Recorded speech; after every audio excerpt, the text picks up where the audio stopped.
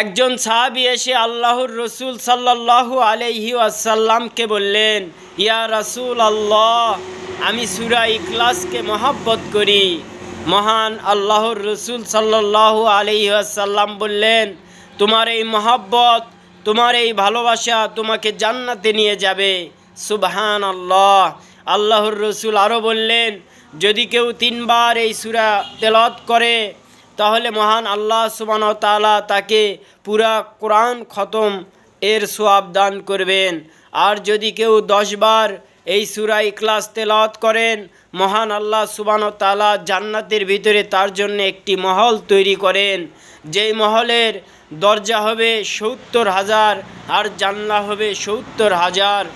আর যদি কেউ এই সূরা ইখলাস 200 বার তেলাওয়াত করেন, আল্লাহর রসুল সাল্লাল্লাহু আলাইহি ওয়াসাল্লাম বলেছেন, মহান আল্লাহ সুবহানাহু ওয়া তাআলা তার দিলের নেক তামান্না আশা পূরণ করে দিবেন।